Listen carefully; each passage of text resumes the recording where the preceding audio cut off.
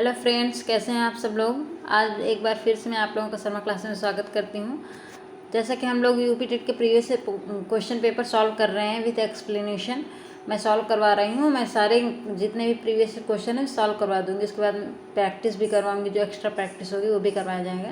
पहले हम previous question देख लेते हैं। इससे हमें आइडिया मिलेगा कि किस लेवल के क्वेश्चन आते हैं, किस टॉपिक से ज़्यादा आते हैं, हमें क्या टॉपिक पर ज़्यादा ध्यान देना चाहिए, कौन सा टॉपिक ज़्यादा पढ़ना चाहिए, किस टाइप से क्वेश्चन पूछे जाते हैं, कैसे घुमाया जाता है। ये सारी चीज़ें प्रीवियस ईयर क्वेश्चन सॉल्व करने से हमें पता चल जाएगी, एक आइडिया मिल जाएगा। फिर उसी के बेस पर हम लोग तैयारी करेंगे, ठीक है। उसी बेस पर हम आगे प्रैक्टिस करेंगे।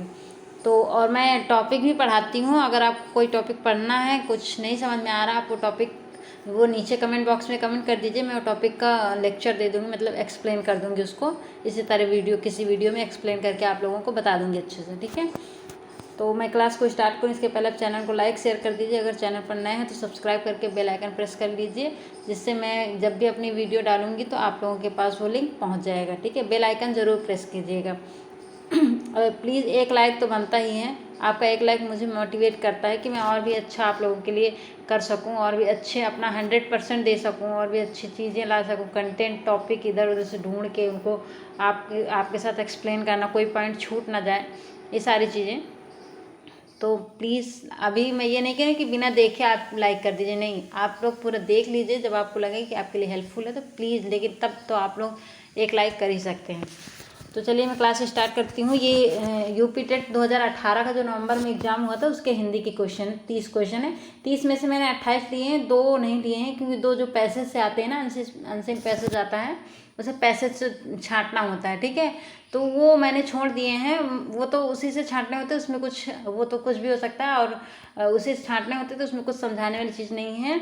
उसको आप खुद से सॉल्व कर सकते हैं। अगर फिर भी किसी को दिक्कत है, नहीं बना पा रहा है उससे क्वेश्चन, तो वो नीचे कमेंट बॉक्स में कमेंट कर देगा, तो मैं उसको किसी क्लास में उसको अलग से 2-4 पैसेज लेके समझा दूंगी, ठीक है। तो उसकी भी दिक्कत नहीं है।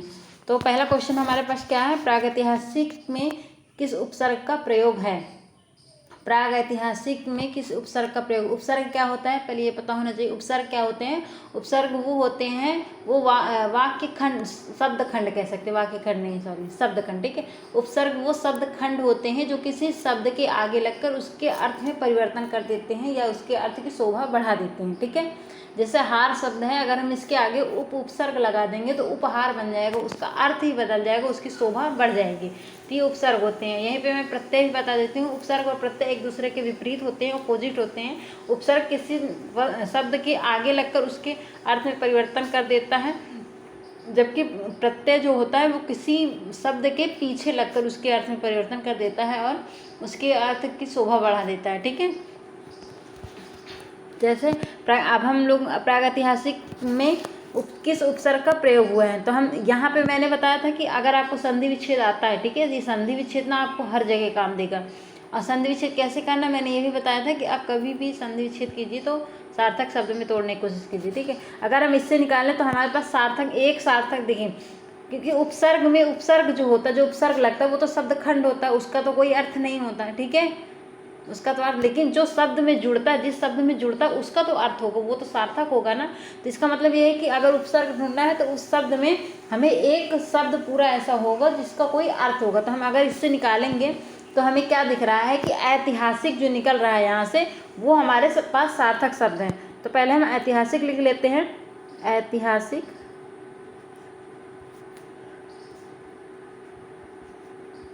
ऐतिहासिक हमारे पास सार्थक शब्द निकला है। तो बचा क्या, इधर बचा हमारे पास क्या, प्राक। तो प्राक प्लस ऐतिहासिक करेंगे तो प्रागैतिहासिक हो जाएगा। इसका मतलब ये हमारा सार्थक शब्द है। तो ऐतिहासिक में अगर प्राक शब्द जोड़ देंगे, प्राक उपसर्ग जोड़ देंगे, तो क्या बन जाएगा, प्रागैतिहासिक बन जाएगा। तो इसके हिसाब से हमारा option number B is the correct answer हो जाएगा, ठीक है। प्राग नहीं होगा। कोई अगर सोचे कि प्राग क्यों नहीं है, प्राग भी हो सकता है। प्राग कोई उपसर्ग नहीं, उपसर्ग निश्चित है, ठीक है। हिंदी में 22 उपसर्ग बताए गए हैं, तो 22 उपसर्ग हैं, इनको देख लीजिएगा कौन कौन से सारे सब उपसर्ग नहीं हो सकते। प्राग उपसर्ग है, लेकिन प्राग कोई उपसर्ग नहीं है। तो ये आप लोग देख लीजिएगा, कुछ चीज़ें आपको खुद से बुक से देखनी पड़ेंगी, आप लोग उसको देख लीजिएगा एक बार। तो प्राक प्लस ऐतिहासिक मतलब प्राक उपसर्ग जुड़कर ऐतिहासिक में ऐतिहासिक शब्द है जिसमें प्राक उपसर्ग लगा हुआ है, प्रागैतिहासिक बन गया। ऑप्शन नंबर बी करेक्ट होगा 1 का। ठीक है, अब हम चलते हैं अपने नेक्स्ट क्वेश्चन की तरफ। नेक्स्ट क्वेश्चन क्या है दूसरा हमारा, तुलसीदास किसकी कविता है।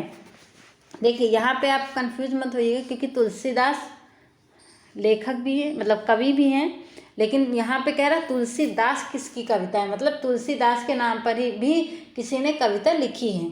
तो कह रहा है कौन है, हरिवंश राय बच्चन, मुक्तिबोध, अज्ञेय, सूर्यकांत त्रिपाठी, निराला। तो कौन होंगे, तुलसीदास कविता के रचयिता, तुलसीदास कविता जो है इसके रचयिता कौन है, किसने इसको रचा है। ठीक है, तो कौन है, सूर्यकांत त्रिपाठी निराला जी हैं। कौन है, सूर्यकांत त्रिपाठी निराला जी।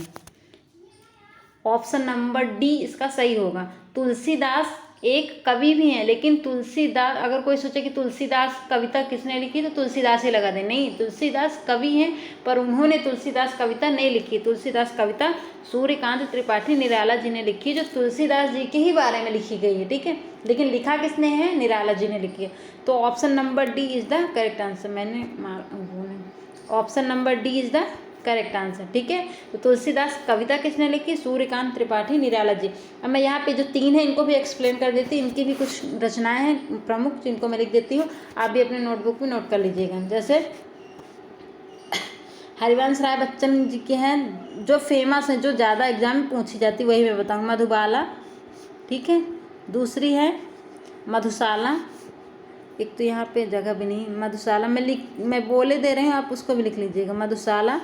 और तीसरी निशा निमंत्रण, निशा निमंत्रण। ठीक है, तो आप लोग इसको लिख लीजिएगा। हरिवंश राय बच्चन की 3 फेमस बुक हैं, मधुबाला, मधुशाला, निशा निमंत्रण। और भी हैं लेकिन 3 जो ज़्यादा पूछी जाती हैं उनको मैंने बता दिया, जो अभी मैं याद कर पा रही हूँ। ठीक है, मधुशाला, मधुबाला, निशा निमंत्रण, ये तीनों हरिवंश राय बच्चन जी के हैं।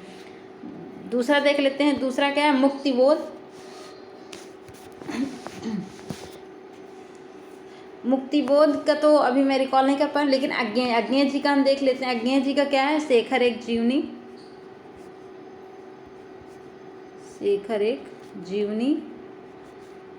ठीक है, दूसरा क्या, लिखी कागद कोरे, ये आप लोग लिख लीजिएगा। ठीक है, लिखी कागद, हो सकता है कि मेरी राइटिंग समझ में ना आ रही, लेकिन मैं जो बोल रही हूँ वो तो सुनाई दे रहा है आप लोगों को, तो उससे लिख लीजिएगा। तीसरा है कितनी नावों में कितनी बार, ये भी बहुत इंपॉर्टेंट, कितनी नावों में कितनी बार, कितनी नावों में कितनी बार, आप लोग लिख लीजिएगा। ठीक है, तो ये 3 जो है रचनाएं, ये अज्ञेय जी के अज्ञेय जी की, इनका पूरा अयोध्या सिंह उपाध्याय, हरिओद नहीं, वो इनका पूरा नाम क्या है, अज्ञेय जी का नाम नहीं याद आ रहा, पूरा नाम अभी मैं याद नहीं कर पा रही हूँ, क्या है वो, अज्ञेय जी, अभी इनका उपनाम है अज्ञेय, इनका पूरा नाम अभी मैं रिकॉल नहीं कर पा रही हूँ, बट इनकी रचनाएं आप लोग याद कर लीजिएगा। कितनी नाव में कितनी बार, ये बहुत इंपॉर्टेंट, बहुत ज़्यादा इंपॉर्टेंट है। फिर शेखर एक जीवनी है, लिखी कागद कोरे, ये 3 बहुत इंपॉर्टेंट है, ये तीनों आप लोग याद कर लीजिएगा। ठीक है, अगर हम देखें अब निराला जी की, तो निराला जी की भी और देख लेते हैं। एक तो तुलसीदास उनकी कविता है, 1-2 और देख लेते हैं हम निराला जी की। जैसे निराला जी की क्या, अनामिका, अनामिका। दूसरा है परिमल, नए पत्ते, जूही की कली, क्या है, जूही की कली। तो ये 3-4 जो हैं ये सूर्यकांत त्रिपाठी निराला जी की हैं, जो 3-4 हैं जो इम्पोर्टेंट है, जो हमेशा एग्जाम्स में पूछी जाती हैं। तो मैंने सबको एक्सप्लेन कर दिया है, सबको मैंने बता दिया है कि कौन कौन किसकी रचनाएं हैं, और ये बहुत इंपॉर्टेंट रचनाएं मैंने लिखाई, इनको जरूर याद कर लीजिएगा। ठीक है, अब हम चलते हैं नेक्स्ट क्वेश्चन की तरफ। नेक्स्ट क्वेश्चन क्या है हमारा, तीसरा, बहिष्कार का संधि विच्छेद क्या होगा। बहिष्कार में संधि विच्छेद, जहाँ पे भी आपको एक चीज़ याद रखिए, जहाँ पे भी आपको ये दिख जाए, ठीक है, ये दिख जाए बीच में और ये भी दिख जाए बीच में, आधा या आधा आधा, मतलब आधा सा आधा सा आधा सा दिखे, तो ये दिख जाए तो इसका मतलब वहाँ पे 90% चांस होते हैं कि वो विसर्ग संधि होगा। ठीक है, तो आप लोग ये हमेशा देख दो, विसर्ग संधि होगा तो क्या होगा, बही होगा। ये जो ये आधा सा बनते हैं ना, ये विसर्ग के स्थान पर ही बनते हैं, ठीक है। तो बही प्लस कार, सार्थक शब्द बनाएंगे, बही प्लस कार, मतलब ये तो बही प्लस सकार नहीं, ये भी नहीं होगा। बहिर होगा, नहीं होगा। बहिष होगा, ये भी नहीं होगा। तो option number A is the correct answer. एक ही ऑप्शन बचा है जिसमें विसर्ग भी लगा है और कार सही शब्द, क्योंकि विसर्ग, क्योंकि अगर इसमें आधा सा लगा देंगे तो ये भी आधा सा बनाएगा, ये भी आधा सा बनाएगा, तो ये दोनों आधा आधा सा मिलके पूरा सा हो जाएगा, तो मतलब गड़बड़ हो जाएगी ना। इसलिए बही प्लस कार, ये विसर्ग आधा सा बन जाएगा तो बहिष्कार बन जाएगा। तो तीसरे को option number 1 is the correct answer, ठीक है। अब हम चलते हैं अपने नेक्स्ट क्वेश्चन की तरफ। नेक्स्ट क्वेश्चन है हमारा 4, वैदेही वनवास किसकी रचना है? वैदेही वनवास किसकी रचना है? वैदेही वनवास किसकी रचना? मैथिली शरण गुप्त, अयोध्या सिंह उपाध्याय हरिऔध, रामधारी सिंह दिनकर, श्रीधर पाठक, किसकी है? तो ये भी बहुत फेमस क्वेश्चन है। वैदेही वनवास सबको पता है कि अयोध्या सिंह उपाध्याय हरिऔध की, ठीक है। Option number B is the correct answer. Vaidehi Vanvas किसकी रचना है? अयोध्या सिंह उपाध्याय हरिऔध। हरिऔध इनका, कभी कभी हरिऔध भी केवल लिख दिया जाता है, ये इनका उपनाम है, ठीक है, हरिऔध। तो अयोध्या सिंह उपाध्याय हरिऔध, ये वैदेही वनवास इनकी रचना है, अयोध्या सिंह उपाध्याय हरिऔध की, ठीक है। अब हम और क्वेश्चन को देख लेते हैं। जैसे मैथिली शरण गुप्त की कुछ रचनाएं हैं, जैसे इनकी बहुत फेमस क्वेश्चन है, ये बहुत फेमस रचना है साकेत, जो हमेशा एग्जाम से पूछ जाती है। साकेत इनकी बहुत फेमस बुक है, ठीक है। और इनको अगर हम कहें कि मैथिली शरण गुप्त को क्या कहा जाता है, तो मैथिली शरण गुप्त को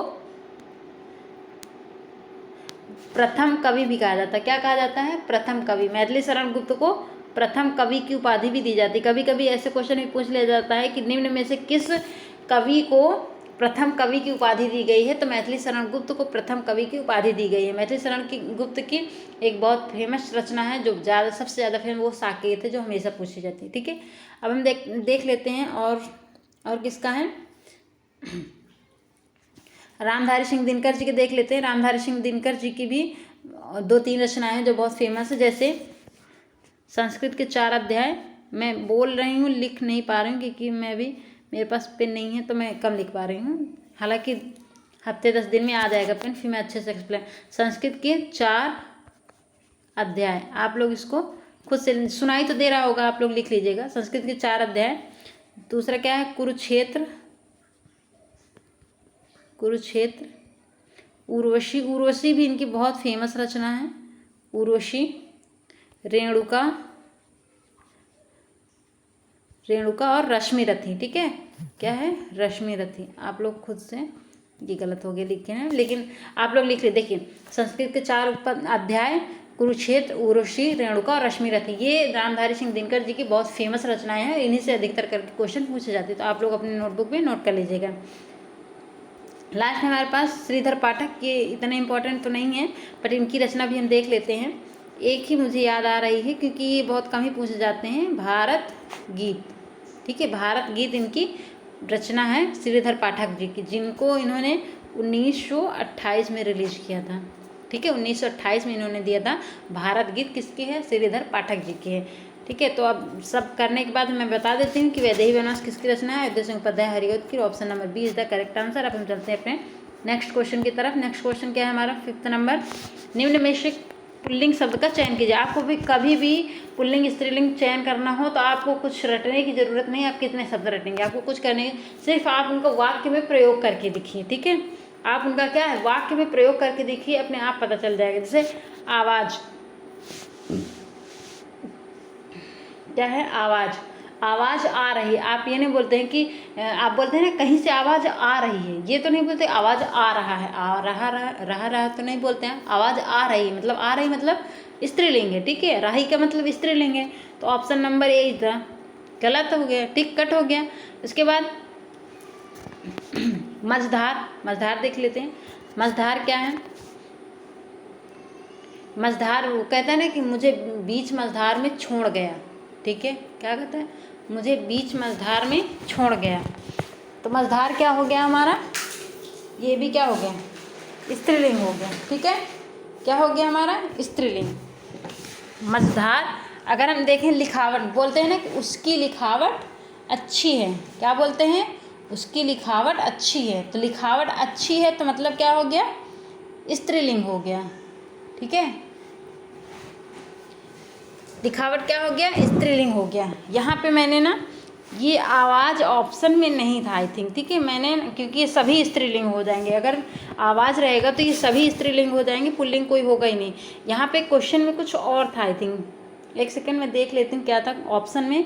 ऑप्शन मैंने कुछ गलत कर दिया है। हाँ, ऑप्शन में यहाँ पे आवाज़ नहीं था, यहाँ पे था, कभी कभी ना टाइपिंग में मिस्टेक हो जाती है, ये आवाज़ नहीं था। अगर हम देखें तो ये आवाज़ नहीं था, कुछ और था। मैं इसको साफ कर देती हूँ, ये आवाज़ नहीं था। एक सेकेंड, ये मार्कर मेरा काम नहीं कर रहा है।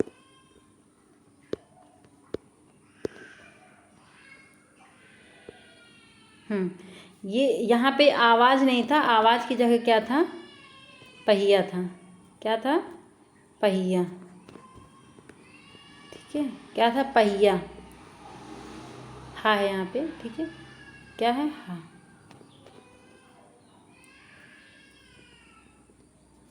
तो आवाज़ की जगह क्या था, पहिया था ऑप्शन में, क्योंकि यूपी टेट का पेपर है तो वहाँ से मिलाना पड़ेगा, नहीं तो ये सारे ना स्त्रीलिंग हो जाएगा। आवाज़ नहीं था, पहिया था। ठीक है, तो पखावज भी स्त्रीलिंग शब्द है। लिखावट अच्छी है मतलब स्त्रीलिंग शब्द है। मझधार बीच मझधार में छोड़ गए मतलब ये भी स्त्रीलिंग शब्द है।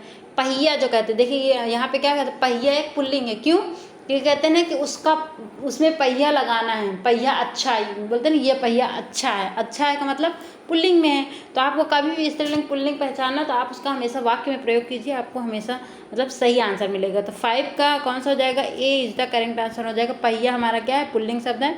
बाकी तीनों कितने हैं, कौन है, स्त्रीलिंग है। अब हम चलते हैं अपने नेक्स्ट क्वेश्चन की तरफ। 6 का 6 क्या है हमारे पास, संयुक्त व्यंजन कौन सा नहीं है। कह रहा कौन सा संयुक्त व्यंजन नहीं है। नहीं है तो पहले आप उसका गोला कर लीजिए, नहीं तो फिर कन्फ्यूज हो जाएंगे। नहीं है मतलब ये दिमाग में रखना है कि कौन सा नहीं है, ये वाला आंसर करना है। कभी कभी हम जल्दी में क्या कर देते हैं, कौन सा है ये करके चले आते हैं, लेकिन इसमें क्या करें, कौन सा नहीं है।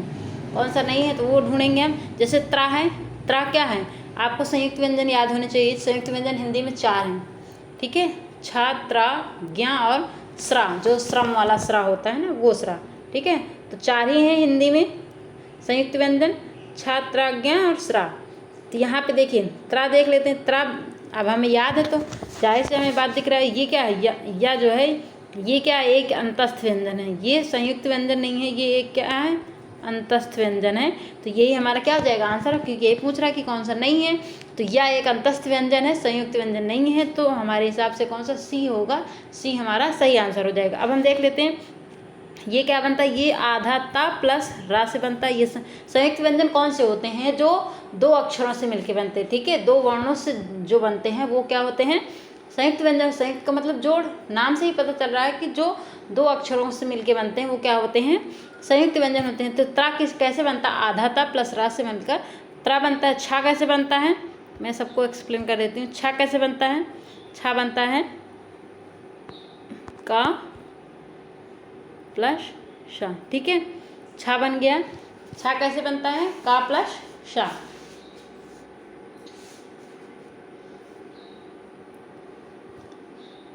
उसके बाद ज्ञानी कैसे बनता है, गा प्लस इया। ठीक है, तो ये मैंने बता दिया कि ता का मैं फिर से लिख देती हूँ, ता प्लस रा। ठीक है, तो ता, छा, त्रा, ज्ञा, ये क्या है, ये तीनों संयुक्त व्यंजन है। ए क्या है, एक अंतस्थ व्यंजन। तो ये सी क्या हो जाएगा हमारा, सही हो जाएगा, क्योंकि पूछ रहा नहीं है तो यही हमारा सही हो जाएगा। अब हम चलते हैं 7वें क्वेश्चन की तरफ। 7वां क्वेश्चन क्या है हमारा, संयुक्त पद में कौन सा समास है, नहीं सॉरी, मृत्युंजय पद में कौन सा समास है, मैंने गलत पढ़ दी।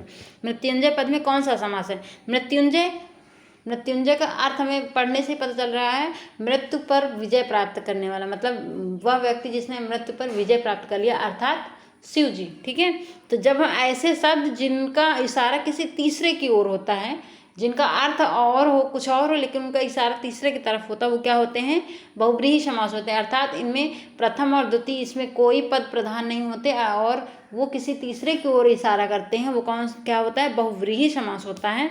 हमने बहुत अच्छे से पढ़ा है समास। अगर आपने नहीं पढ़ा तो पढ़ लीजिएगा, बहुत इंटरेस्टिंग चीज़ है। हिंदी बहुत ईजी होती है और एक बार आप पढ़ लेंगे ना, आप लाइफ टाइम नहीं भूलेंगे। ठीक है, अगर आपको नहीं समझ में आ रहा तो आप मुझसे नीचे कमेंट बॉक्स में कह सकते हैं, मैं उसको क्लियर कर दूंगी। तो मृत्युंजय में कौन सा समास है? बहुव्रीहि समास है। द्विगु में क्या होते हैं? ये संख्यावाची होते हैं, कुछ पहचान होती है इनकी, संख्यावाची शब्द होते हैं।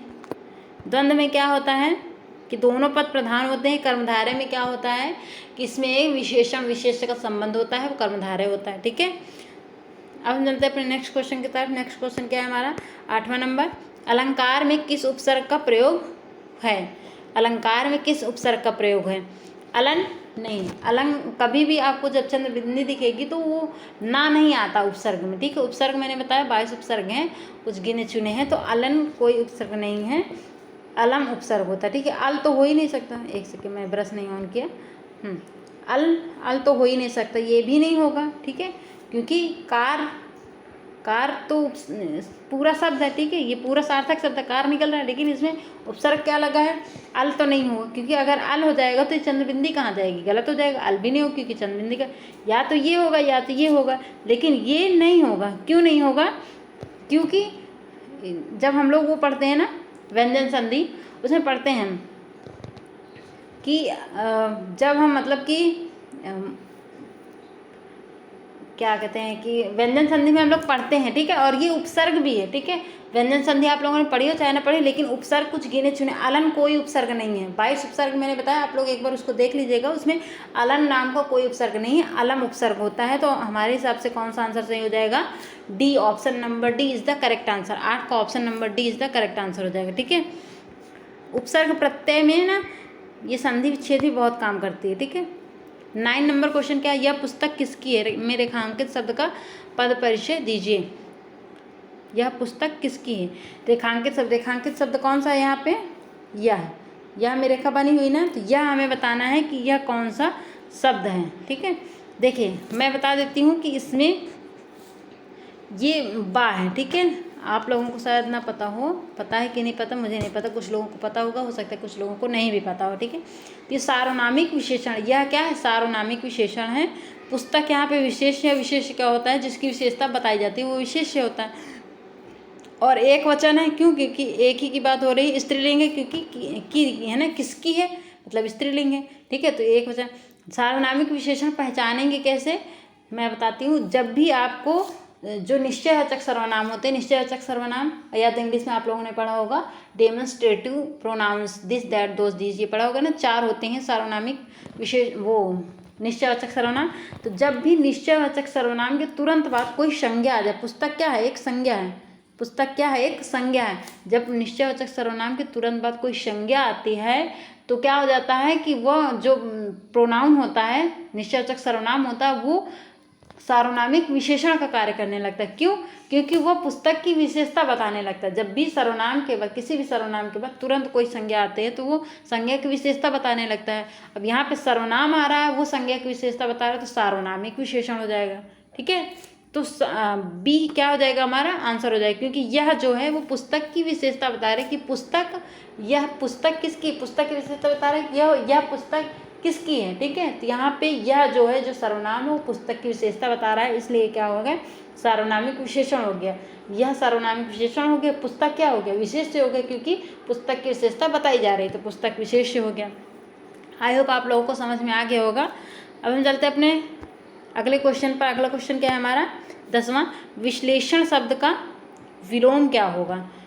ये विलोम देखिए, यहाँ पे आप ये भी देखते चलिए किस किस से क्वेश्चन आते हैं। ठीक है, पर्यायवाची, विलोम शब्द, संधि, समास, उपसर्ग, प्रत्यय, रचनाएं, इन सब से क्वेश्चन आते हैं। ठीक है, तो विश्लेषण शब्द का विलोम क्या है? व्याख्या नहीं होगा। विश्लेषण शब्द का विलोम व्याख्या नहीं होगा। ठीक है, व्याख्या तो हो ही नहीं सकता।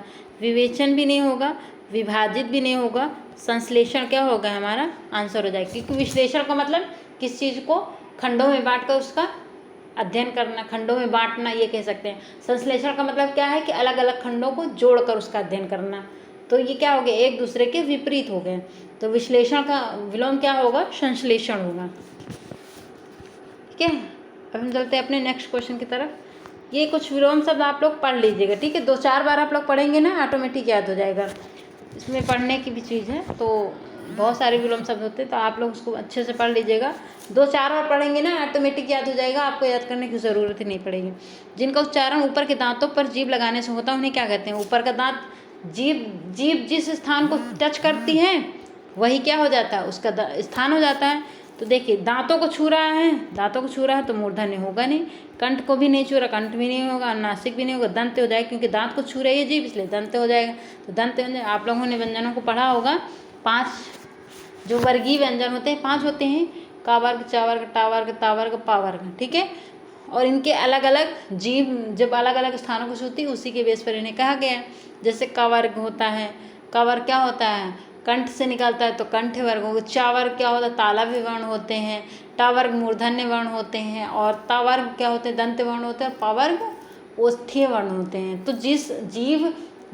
जिस अक्षर को बोलने पर जीभ जिस स्थान को टच करती है वही उसका स्थान वाला वर्ण हो जाता है, ठीक है। तो दांतों को टच कर रही है, दांतों को छू रही है, इसलिए दंत वर्ण हो जाएंगे। अब हम चलते हैं अपने अनुनासिक क्या होते हैं। अनुनासिक में बता देते हैं अनुनासिक क्या होते हैं। पूरे जो 5 वर्गीय व्यंजन हैं इनके जो लास्ट वाले अक्षर पंचमाक्षर जिसको बोलते हैं, जैसे अंगा, इया, आड़ा, ना और मा, ये क्या होते हैं? ये पंचमाक्षर भी हैं और इन्हें ही क्या कहते हैं हम लोग? इन्हें ही हम लोग अनुनासिक व्यंजन कहते हैं। सॉरी, वो अभी मैसेज आया था, मैंने उसको हटाने के चक्कर में वो खुल गया था, ठीक है। पर कोई नहीं, ये तो होता रहता है। तो दा क्या है हमारा? अनुनासिक व्यंजन है। सॉरी, दा में मेरा दिमाग कहाँ चला गया, वो इधर उधर हो गया अभी व्हाट्सएप के चक्कर में।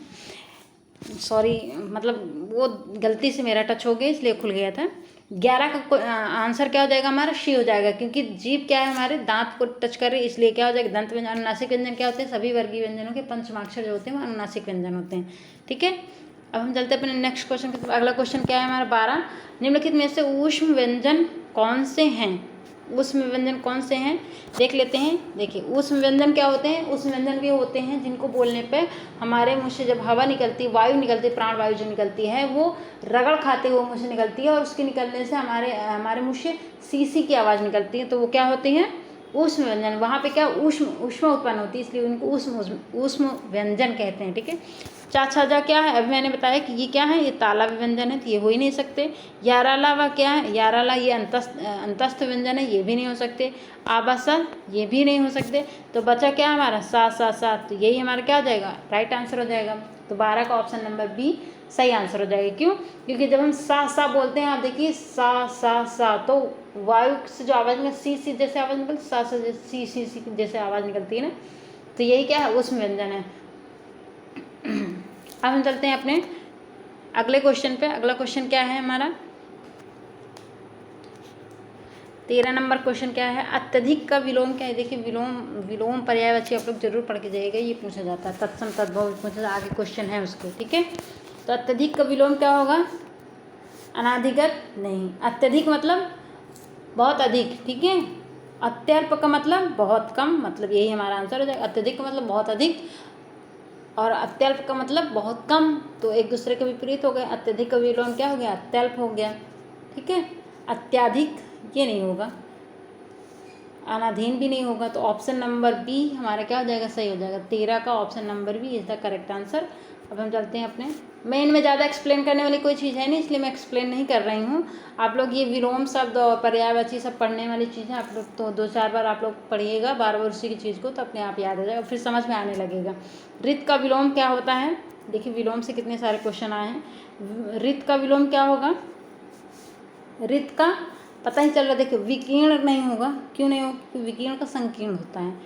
वक्र का क्या होता है? रेखी होता है। अनैक का क्या होता है? ऐक्य होता है। ऐक्य का अनैक्य विलोम होता है। तो हमारा बच्चा क्या? एक ही ऑप्शन बचा, ऑप्शन नंबर बी। रित का अनृत होता है, यही हमारा क्या हो जाएगा? आंसर हो जाएगा। अब हम चलते हैं अपने नेक्स्ट क्वेश्चन 15 नंबर क्वेश्चन में। संकल्प शब्द में उपसर्ग बताइए। संकल्प शब्द में उपसर्ग बताइए।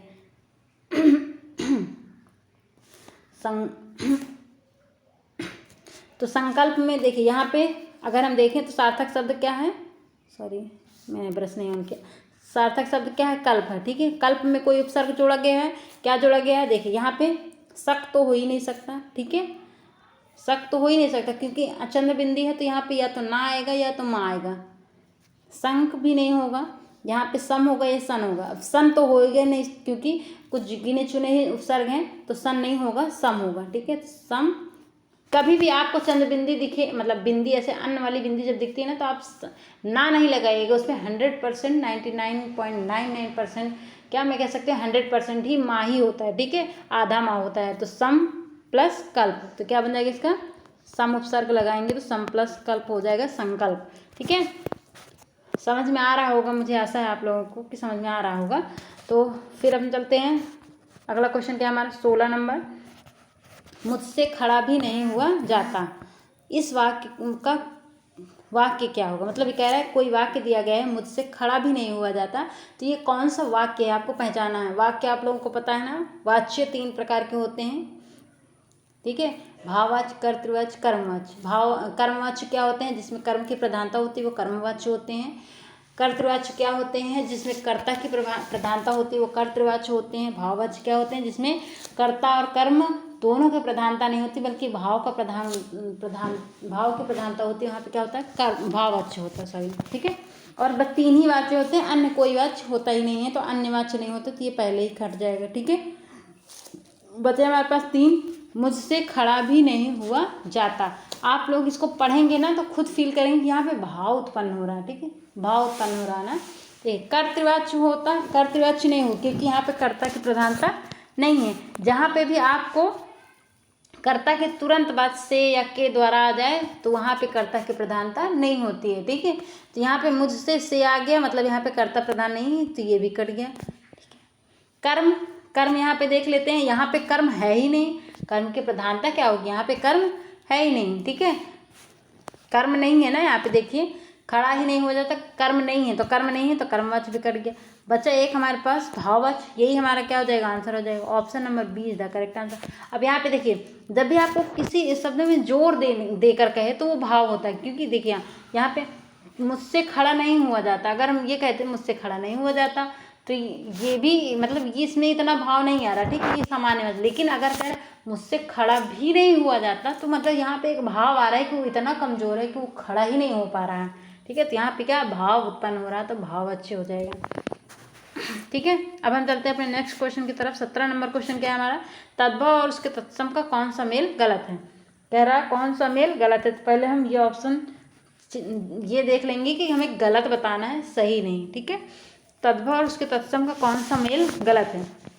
लुनाई का लवणता होता है, लौंग का लवंग होता है, आंत का अंत्र होता है, आयुषु का आदेश होता है। ठीक है, तो पहले तद्भव है फिर उसके तत्सम है, तो कह रहा कौन सा जोड़ा गलत है।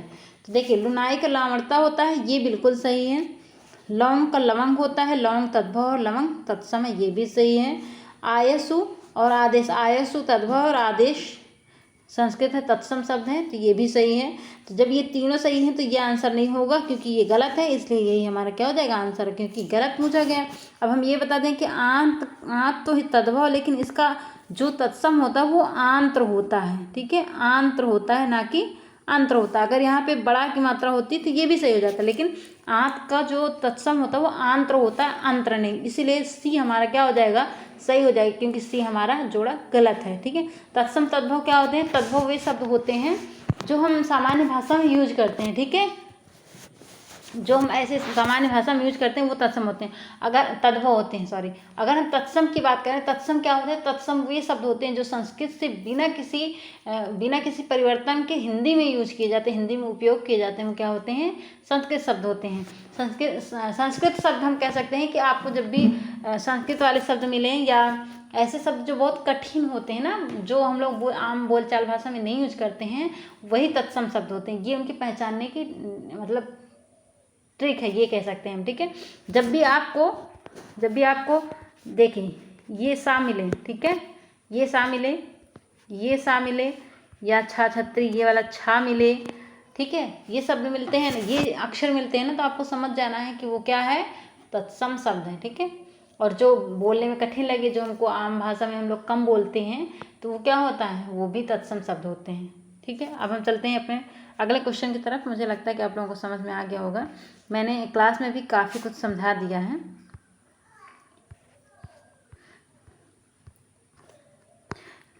18 नंबर क्वेश्चन क्या है हमारा, लेखक और उसकी कृति का कौन सा युग्म सही नहीं है। आर्यों का आदि देश, डॉक्टर संपूर्णानंद, ओल्गा से गंगा, राहुल संस्कृतायन, सूरज का सातवां घोड़ा, धर्मवीर भारती, दिग्दर्शन, दर्शन दिग्दर्शन, रामचंद्र शुक्ल। ठीक है, तो क्या कह रहा है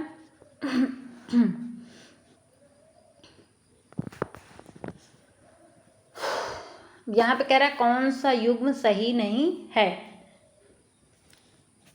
48 मतलब सॉरी 18। तो आप लोग इसको देखिए कौन सा युग्म गलत है, मतलब सही नहीं का मतलब ये है कि हमें ये देख लेना है, पहले टिक कर लेना है कि कौन सा सही नहीं है।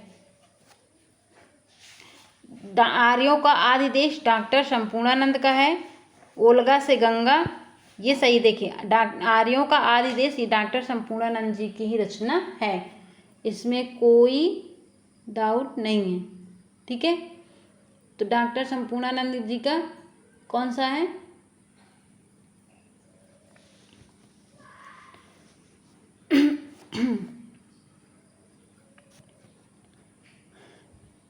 जो दिग्दर्शन है, ठीक है, जो दिग्दर्शन है ये रामचंद्र शुक्ल का जो दिया गया है, दिग्दर्शन जो रामचंद्र शुक्ल का दिया गया है, ये भी किसकी है, ये भी किसकी है, राहुल संस्कृतायन जी की। किसकी है, राहुल संस्कृतायन जी की है। यहाँ पे मैं थोड़ा कंफ्यूज थी बट अब मैं क्लियर हो गई हूँ। देखो आर्यों का आदि देश ये डॉक्टर संपूर्णानंद की है, ये भी एकदम सही है। ठीक है, ओल्गा से गंगा ये राहुल संस्कृतायन जी की है, ये भी सही है। सूरज का सातवां घोड़ा ये भी बहुत फेमस क्वेश्चन, ये भी सही है। दिग्दर्शन रामचंद्र शुक्ल की, ये ऑप्शन गलत है और ये गलत है, तो ये सारे गलत हो जाएंगे और यही हमारा क्या हो जाएगा, सही हो जाएगा। क्योंकि क्या पूछा गया हमसे कि कौन सा युग्म सही नहीं है, तो जो सही नहीं है वही हमारा आंसर हो जाएगा। ये सही थे इसलिए ये गलत हो गया, ये गलत था इसीलिए हमारा ये आंसर हो जाएगा। 18 का ऑप्शन नंबर डी हमारा क्या हो जाएगा, सही हो जाएगा। क्योंकि दिग्दर्शन राहुल संस्कृतायन जी की है, रामचंद्र शुक्ल जी की नहीं है। ठीक है, रामचंद्र शुक्ल जी की नहीं है बल्कि किसकी है, दिग्दर्शन भी राहुल संस्कृतायन के। तो राहुल संस्कृतायन के दो हमने यहाँ पे देखे, ओल्गा से गंगा और दिग्दर्शन, दोनों ही राहुल संस्कृतायन जी की हैं। अगर हम और देख लें किसकी, अगर हम इनकी जो इतने हैं लोग हैं इनकी भी हम देख लेते हैं अलग अलग रचना, जैसे डॉक्टर संपूर्णानंद जी की हम देख लें, लिखने में कम बनता है इसमें, तो मैं बोल दे रहे हैं आप लोग लिख लीजिए। भाषा की शक्ति, जीवन एवं दर्शन, महात्मा गांधी, ये तीनों ही डॉक्टर संपूर्णानंद जी की हैं। ठीक है, एक इसमें दिया गया है आर्यों का आदि देश, भाषा की शक्ति, जीवन एवं दर्शन, महात्मा गांधी, ये चार हैं जो डॉक्टर संपूर्णानंद जी की हैं। ठीक है, दूसरा अगर हम देखें तो रामचंद्र शुक्ल जी की अगर हम देखें तो उनकी कौन कौन सी रचनाएं, ये भी बहुत इंपॉर्टेंट प्रश्न है। रामचंद्र शुक्ल जी की अगर हम देखें तो उनके दिग्दर्शन तो है ही नहीं, इनकी हैं एक रसमीमांसा, त्रिवेणी, ठीक है,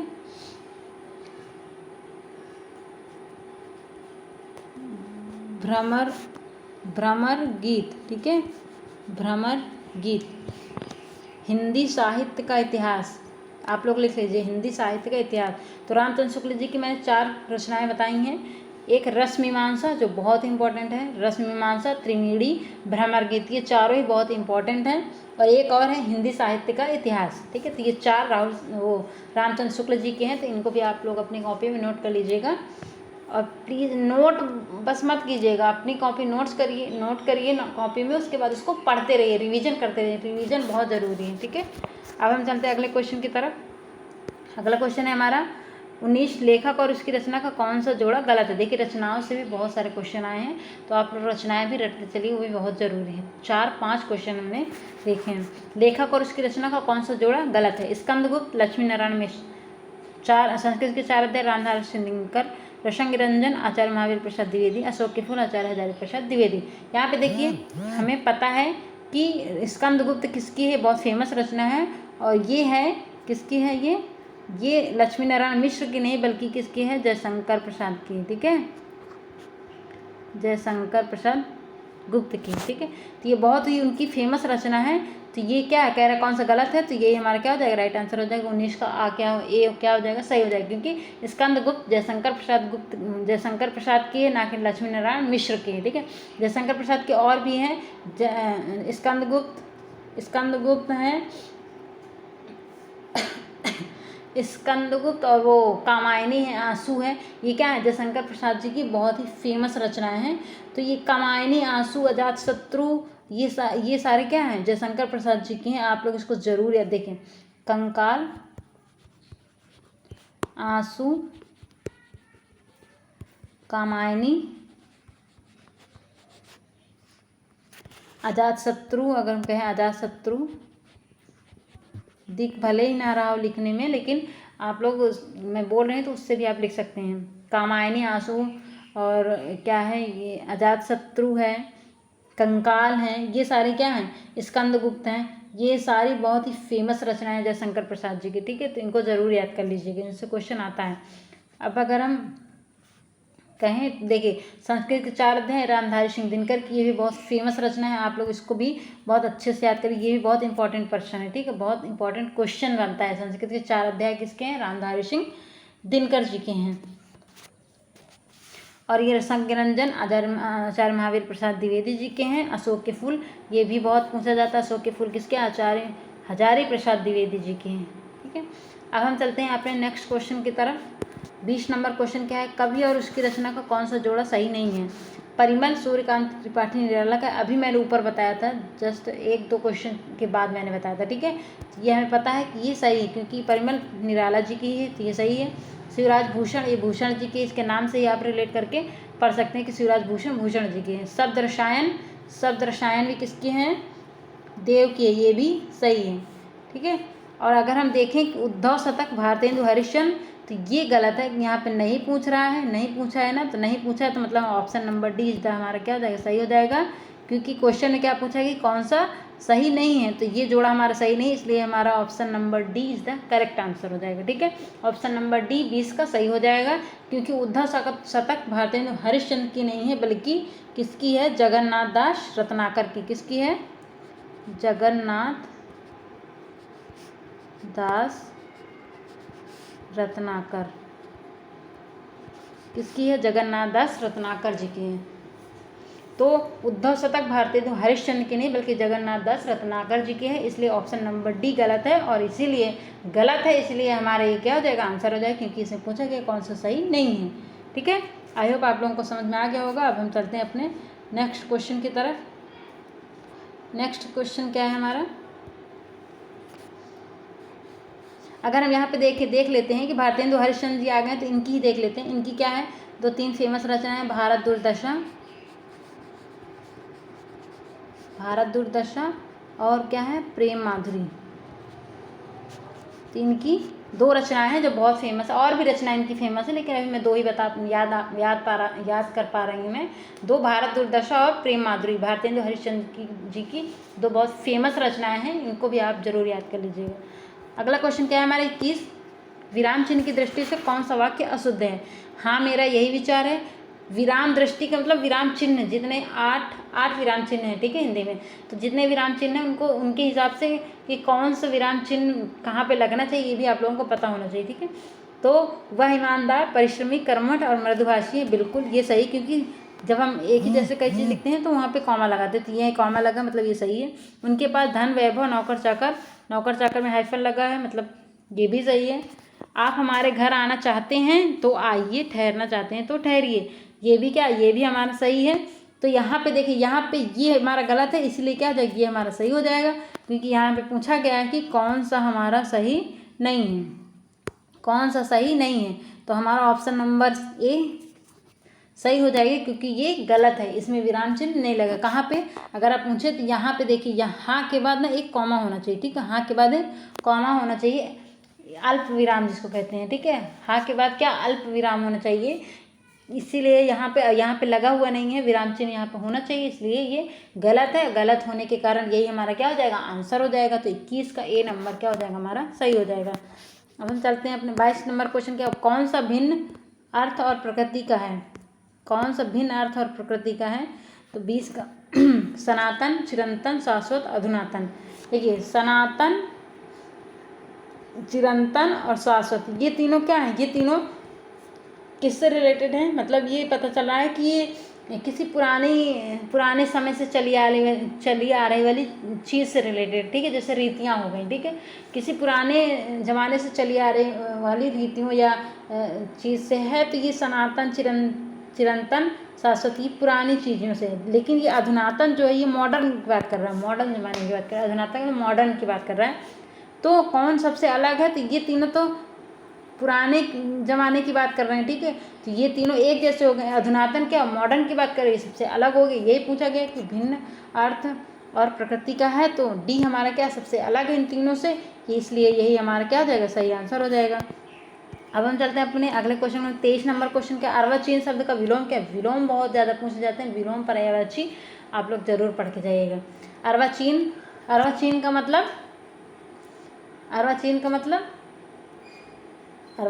का मतलब ये होता है कि पुराना, ठीक है, अर्वाचीन का मतलब पुराना, तो इसका विलोम क्या हो जाएगा, अर्वाचीन का मतलब पुराना, तो इसका विलोम नया, ठीक है, अर्वाचीन का मतलब पुराना, तो इसका विलोम क्या हो जाएगा, नया हो जाएगा। सॉरी मैंने उल्टा बता दिया, अर्वाचीन नहीं, अर्वाचीन का मतलब प्राचीन का मतलब पुराना होता है, अर्वाचीन का मतलब नया होता है। तो अर्वाचीन का मतलब, सॉरी मैंने ब्रश नहीं ऑन किया, अर्वाचीन का मतलब नया होता है, ये इसका मतलब क्या होता है, नया, प्राचीन का मतलब पुराना, ठीक है। तो विलोम पूछा है तो प्राचीन ही क्या हो जाएगा, हमारा आंसर हो जाएगा। 23 का बी क्या होगा, सही हो जाएगा, ठीक है, क्योंकि अर्वाचीन का मतलब नया, अधुनातन नया है, तो अधुनातन मतलब भी मॉडर्न है, ये भी वही है, अद्यतन भी वही है, सनातन तो है, लेकिन वो अर्वाचीन कुछ चीज़ें मैच करती हैं अर्थ में, भले ही मैच करें, लेकिन उनका विलोम अलग अलग होता है, ठीक है। तो अर्वाचीन का विलोम क्या होगा, प्राचीन होगा। अब हम चलते हैं अपने नेक्स्ट क्वेश्चन। 24 नंबर क्वेश्चन क्या है, व्याकरण की दृष्टि से कौन सा शब्द अशुद्ध है। कौन सा शब्द अशुद्ध मतलब कौन सा ऐसा शब्द है जो अशुद्ध तरीके से लिखा है, ऐसे लिखा नहीं जाता है, ठीक है।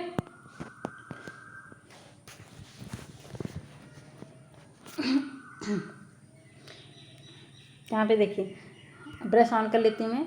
व्याकरण के विभीषण ऐसे ही लिखा जाता है, मतलब ये सही है। यहाँ पे अशुद्ध बताना है, शुद्ध वाला नहीं, मतलब ये शुद्ध है, मतलब ये सही है। गृहिणी भी ऐसे ही लिखा जाता है, गृहिणी नहीं लिखा जाता है कि आप लोग ऐसे लिख दें, नहीं, गृहिणी नहीं लिखा जाता, ये गलत होता है, गृहिणी ही लिखा जाता है, तो ये भी हमारा क्या सही है। जगत गुरु ये भी सही, क्योंकि आधा दा लगा है और छोटा ऊ है, मतलब ये भी सही है, ऐसे ही लिखा जाता है।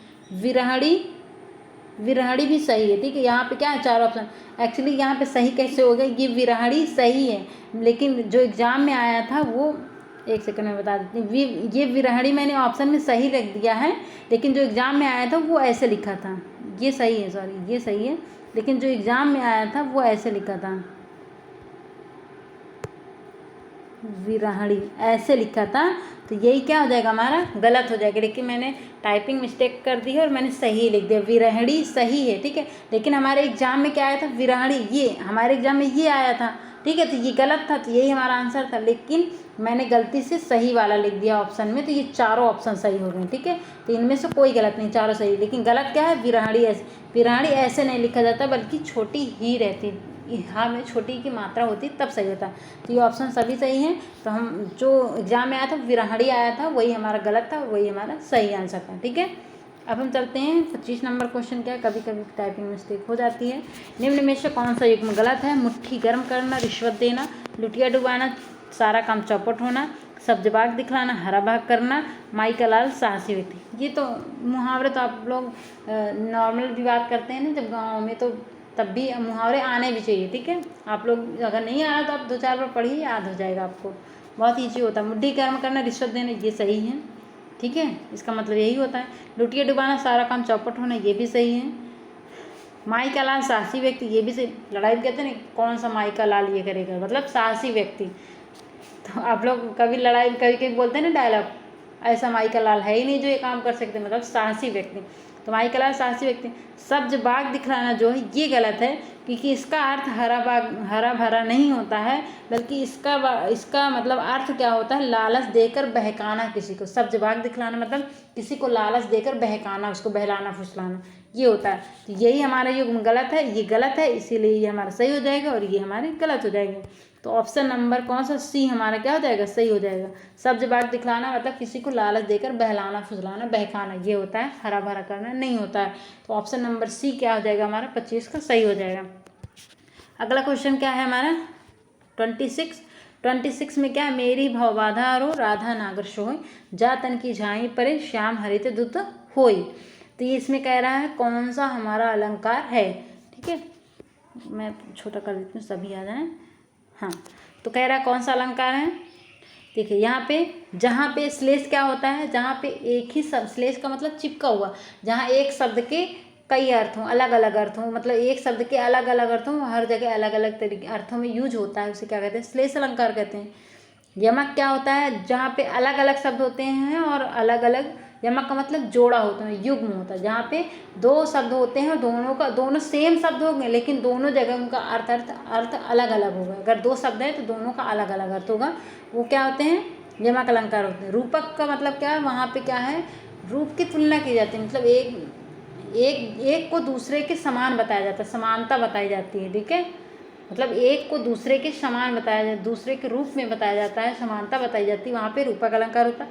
उपमा कहाँ, मतलब तुलना कहाँ होती है, उपमा अलंकार में जब एक दूसरे की तुलना की जाती है वहाँ पे तुलनात्मक शब्द आते हैं, तो उपमा होता है। जहाँ पे समानता की बात बताई जाए वहाँ पे रूपक होता है। ठीक है, अब हम बताएं, अगर इसका आंसर बताएं तो इसमें क्या है हमारा, श्लेष अलंकार होगा। ठीक है, 26 का ए हमारा सही होगा। श्लेष क्यों होगा, क्योंकि हरित का, यहाँ पे हरित के शब्द तो एक ही बार आया है लेकिन यहाँ पे इसका यूज 2 बार हुआ है। एक बार हरा रंग के लिए यूज होता है और दूसरा क्या है, प्रसन्न होना। ठीक है, तो इसका अर्थ 2 बार यूज होता है, शब्द एक ही बार आया लेकिन यूज दो अर्थों में हुआ है, एक हरा रंग के अर्थ में, एक दूसरा क्या, प्रसन्न होने के अर्थ में। तो श्लेष का मतलब चिपका हुआ कि एक बार आया शब्द लेकिन उसका अर्थ हर जगह अलग अलग हो, तो क्या होता है, श्लेष अलंकार होता है।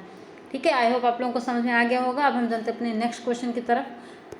27 नंबर क्वेश्चन क्या है, गौशाला में कौन सा समास है। गौशाला, ये देखिए समास से बहुत सारे क्वेश्चन आए, मैं इसको छोटा कर दूँ ताकि पूरे ऑप्शन आ जाए यहाँ पे। हाँ ठीक है, गौशाला में कौन सा समास है, तो यहाँ पे भी आपको ना इस शब्द को तोड़ के देखना। ठीक है, जब तक आप लोगों को शब्द तोड़ना नहीं आएगा, विच्छेद करना नहीं आएगा, तब तक आप लोग ना समास ढंग से पढ़ सकते हैं, ना संधि, ना उपसर्ग, ना प्रत्यय। तो आप लोगों को शब्दों को तोड़ना अच्छा आना चाहिए, संधि विच्छेद करना उनको अच्छे से आना चाहिए। ठीक है, अगर इसमें आपकी पकड़ मजबूत हो गई ना, आपकी आधी हिंदी तैयार हो जाएगी।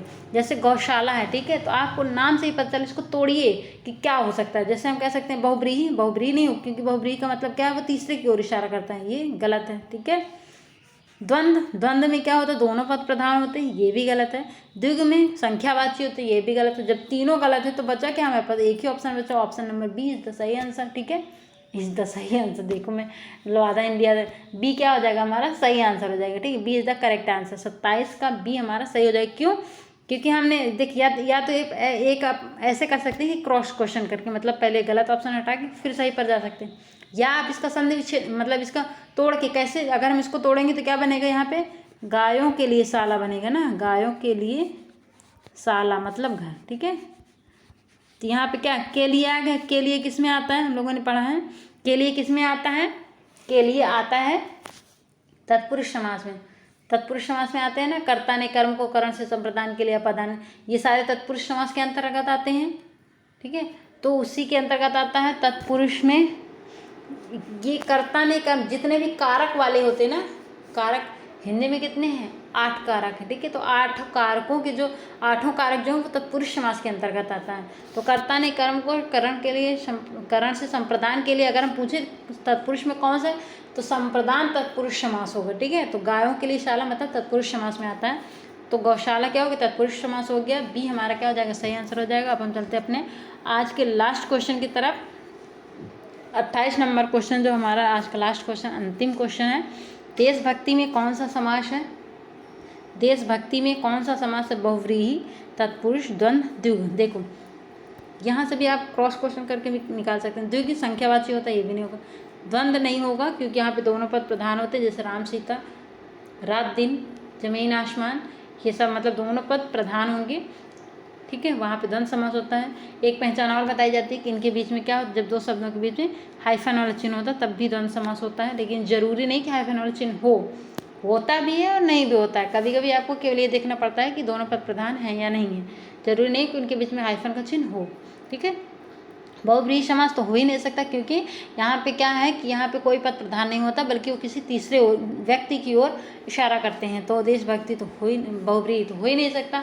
अब हमारे पास बचा है सिर्फ एक option B, option number B, तत्पुरुष समास। तो यही हमारा क्या हो जाएगा, सही आंसर हो जाएगा। क्योंकि अगर हम इसका विच्छेद करेंगे तो क्या बनेगा, देश के लिए प्रेम, देश के लिए भक्ति, तो के लिए आ गया तो वही आ गया जो ऊपर था, तो इसका मतलब ये तत्पुरुष समास में आएगा, और यही हमारा क्या हो जाएगा, सही आंसर है। तो 28 का option number B is the correct answer. आज की क्लास हम यहीं तक रखते हैं, फिर मिलते हैं अगली क्लास में। अगर आप लोगों को अच्छा लगा हो, मैंने इतना मतलब एक्सप्लेन किया, मैंने बहुत अपना 100% दिया है, मैंने बहुत कोशिश की मैं आप लोगों को अच्छे से पढ़ा सकूं।